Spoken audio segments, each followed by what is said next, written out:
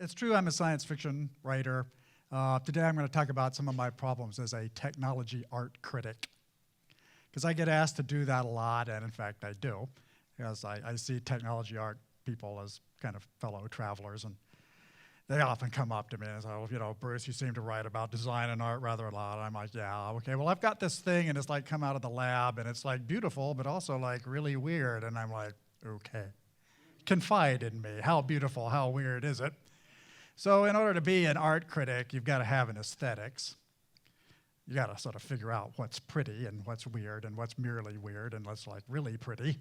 And in order to have an aesthetics, you've got to have a metaphysics. You have to have some kind of idea of like how sensory input is like handled in the mind. I mean, how do we perceive beauty? How does anything perceive beauty? So I'm going to run through just like a pecha kucha of a bunch of slides here that represent some of my conundrums, you know, in wearing my art critic hat. So this is a beautiful dinosaur, a beautiful feathered dinosaur. You know, and we know that dinosaurs have feathers, and we know that birds are really beautiful. And so dinosaurs had feathers, and this dinosaur is like doing like his mating dance here, and he's showing off his feathers. So, you know, you ask the question, all right, there are no humans around. There aren't going to be any humans for 60 million years. Why is there beauty? Why is there beauty? Why is the dinosaur beautiful? And why does a dinosaur understand what beauty is? I mean, because dinosaurs are like wondrously stupid. Everybody agrees on that. They don't have like tremendous brain power. Nobody's claiming they're artists or art critics. But nevertheless, we've got something going on here, which is a beauty generation and beauty perception system. What was it? Okay, everybody would agree that like women are beautiful. You go to like any country in the world, it's like, so, you know, what's really pretty? Well, you know, babes, dames, they're gorgeous. So, you know, who's like the most beautiful women in the world? Like the most aesthetically beautiful women in the world. And I'm pretty sure it's these women. These are women from Heian, Japan, in like circa 900 AD. So they're Japanese aristocrats, and they're spending almost all their time being aesthetic. I mean, they don't have any job to do. And they spend all their time putting on pretty dresses and makeup and kind of combing their hair. And here they are hanging out with their emperor. And it's a polygamous society, so there's kind of half a dozen of them. And they're hanging around being extremely decorative. I mean, they look almost like computer-generated 2D prints there. This is what a current person dressed up like a Heian court woman looks like. And basically, she looks like a circus clown to us. She's got like completely blank, cosmetic-covered face. Her teeth are black. She has like a little Cupid's bow mouth. Her eyebrows have been shaved off, and smudges have been put on. And, you know, Heian women would wear up to 40 layers of dresses at a time. So, you know, these are women who understand aesthetics very well. I mean, they have an aesthetics which is very well worked out. They're kind of like coming up with lists of beautiful things. They don't have anything to do with their career except do this kind of stuff. And it's really astonishing what a departure it is from our contemporary idea of aesthetics. I mean, they have aesthetics like mono no aware, which we've sort of never heard of. But, you know, they're really super capable. And it's, you know, if you look at it from kind of contemporary aesthetic theory, which is all about women showing the shape of their bodies or exposing acres of skin and so forth, they just don't do that at all. It's just not in the playbook. And then there's the argument that aesthetics is moral, that if we see a beautiful thing, it makes us a better person. It kind of expands our awareness and, you know, just kind of like elevates our feelings and kind of integrates us in the world in a different way. Of course, the school of criticism doesn't like that, but I'll just like ruin your day with this photo. Okay, you know, here's a woman who's like doing everything you would think a woman needs to do to look attractive. She's like showing a lot of skin. She's got a nice waist. You know, she's young. She's pretty.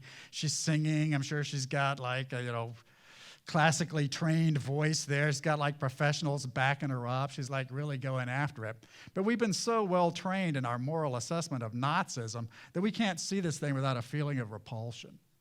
It's like instant fear and disgust. I mean, if you cover the Nazi symbol so you don't see the swastika, okay, it's like a girl in a sort of pretty dress. It's a little bit corny. It doesn't do anything. But every person in this room has a scorpion-like reaction to this, and this too.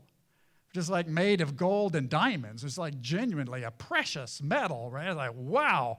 It's like, okay, you could like melt down the gold, put the diamonds on your finger, or give it to your girlfriend. It's like, oh, what a beautiful engagement ring. You must really love me, though. This is beautiful. Okay, it's not beautiful. There's no way to make it beautiful. The diamonds, the gold don't make it more beautiful. If you put it on your hat, people will run away. Okay, here's a quite interesting book recently came. It's the sort of thing I read in my struggles here. This is a bunch of European art theorists. They're struggling basically with computer compositional systems. In this particular case, parametric architecture. How do we make parametric architecture prettier? How do we introduce beauty into these computer generation systems? Quite a difficult problem.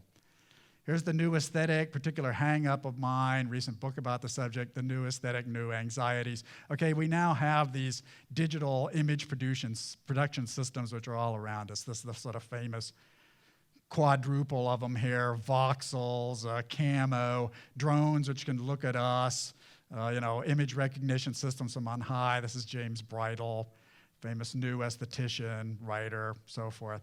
So, Bridle pointed out very accurately, I think, that we are in fact surrounded by this kind of machine-generated novelty. So how do you decide which is good? I mean, which is the best? Is the street art thing with the blue thing better than the cool umbrella with the 8-bit on it? And by what standards do you sort of say, well, I like the blue one and I don't really like the other one. And, the jet thing is just kind of a political commentary. And the other thing there is just glitch. I mean, glitch isn't as interesting as the voxel thing. Okay, this is a struggle. And it's not a high-blown struggle because it's here all the time. This is like the new aesthetic as commercial stuff. I mean, it's a pair of tights, but it looks like jeans because the jeans, it's just like a digital print of jeans, which has been put on these jeggings, right? But this is popular new aesthetics, and it's something you see all the time. It's not merely a high-low thing. I mean, it spreads, and people accustom themselves to it. I mean, an image like this is freaky only for a little while. Soon it will be very dated. In fact, 8-bit's already dated. And then this stuff is $5 out of the back of anybody's trunk somewhere. A very peculiar garment by historical standards, by the way. Really like a trompe-l'oeil, strange kind of thing.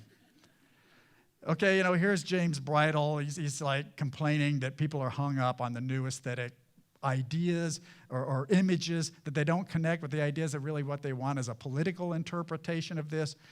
Bridle, here's some of Bridle's art, kind of the famous drone thing, which he gave up just this week. He was trying to keep track of the number of people killed by drones. There's just too many. He had to give up. I mean, he had a huge database of drone strikes. There's just too many drone strikes going on. It's taken up all his creative time. So, here's James making basically a political intervention. He goes out and says, look, drones can see us. We can't see them. Let's make the drone visible in the urban environment. And then he just goes out with the tape and kind of puts the drone right into the public's face. A particularly famous intervention, and I think quite an interesting artwork. I'm on his side there, but, I have aesthetic problems with it because it's not particularly aesthetic. It's merely, literally, the outline of a drone. Perhaps it could be improved in some other way. Okay, here's a more recent kind of thing which has provoked some commentary among my friends. This is Inceptionism, or deep dream, as they call it. So this is like some Google hardware, which is basically image recognition, and a Google engineer has hacked it. So this is me having lunch in Turin, where I hang out with the Italian electronic art crowd. And, you can see that sea monsters are coming out of my Prosecco there, right? I mean, literally this machine generation system seems to be imposing hallucinations on these objects. So you've got a thing that it's literally as quotidian as my lunch.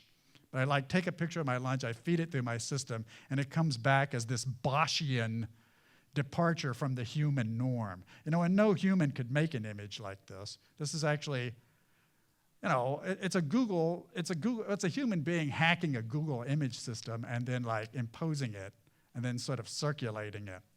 But I would argue that it's basically this, which is a similar work from the early 1960s by Charles Surrey, where he just takes a computer and he says, look, I can like distort human perception. And it's like, this is just as shocking in 1962 as this. I mean, basically it's the same gimmick. It's just much, much better hardware. So now as a critic, I have to say, okay, who's like the more important computer artist? Is it like this Google guy who's got like this awesome piece of heavy iron that can like turn my taco chips into sea monsters? Or is it like this guy? And I would argue that Surrey is actually a much more important artist. I mean, and this is a more powerful piece of art, even though it's just distorting something Da Vinci did in the way that this distorts my lunch. I'm prepared to argue that. And I come from literature, which is a tough game.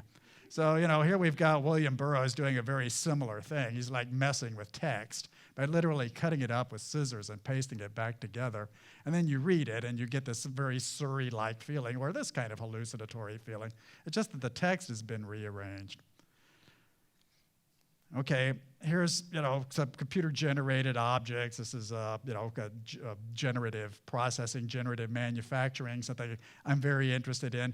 It's very low-key. It's very pop. I mean, you can generate these rings. Each one of them is different.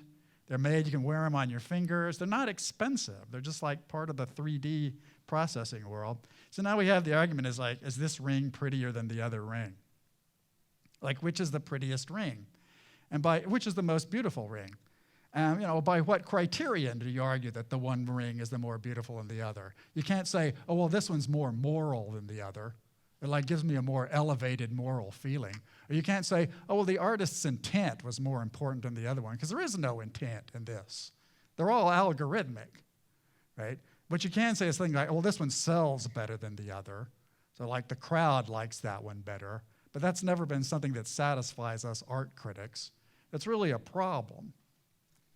And would they be prettier if they were made of solid gold with Nazi diamonds all over them? I don't think that would help either. Okay, here's a generative artist I respect a lot, talking about what actually happens when you're interacting with one of these machines. Okay, you're the artist, you got like your algorithms, and you're like gonna mess with it. Okay, well, this is super typical. It's like, okay, I'm like the techno DJ, and they bring in the new deck. I'm like, let's see what happens when it turns up to 11. Oh, listen, it goes squonk, squonk, squonk. Articulate generative gesture.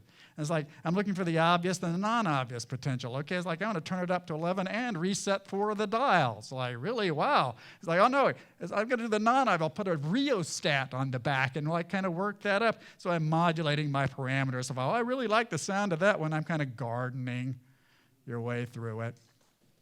So, what's the upshot here? Well, according to this particular artist, if I've done something new, then I'm really an artist. I mean, really tech artist. What I'm trying to do is like advance things into an area where we can like do new stuff. But I would argue as an art critic that that's merely advancement. I mean, it's merely technical advancement. It's not actually saying that it's better. It's like, if I make one of these rings through a really elaborate, non-expected kind of 3D printer, is it like a better ring than this other one, which is made by a simpler method? Really kind of a problem, a conundrum. Here's a recent book by Benjamin Bratton. Threw it in here. I really love this. He's written this book called The Stack. I'm like reading it. The Stack is basically Bratton trying to figure out what all forms of communicative internet are. It's like, what kind of world are we entering here? I mean, and it's sort of it's a work which verges on science fiction, but also I think is exploring the kind of thing. The Stack is a non-human actor. It's got people in it, but it's kind of independent of us. It's like the coral reef in which we exist, and it's kind of ramifying everywhere. So I'd enjoy reading Bratton. I don't agree with him, but he's really helping. It has political implications. There are guys in Serbia, they're like, yeah, man, 8-bit smashing the state. But it's basically this argument, which is CompuServe. Like, oh, it's just this. I mean, the network rhetoric that we have is the same as CompuServe's network rhetoric 30 years ago. It just uses new nouns and verbs. And I would argue that CompuServe was more shocking to people at the time than like another internet application is to us. I mean, we're stuck in it and we live in it, and it's not really all that amazing. On the contrary, we're actually pretty low key about it. I mean, here's a guy on the internet making a critical intervention. He's like, this is hideous. And what's frankly hideous about it? I mean, it's a skeuomorph. So it's a thing on the internet which is pretending to be a yellow paper notepad. And this guy sees this as an imposition because yellow paper notepads are dead. It's like having a zombie walking around in the front of the place.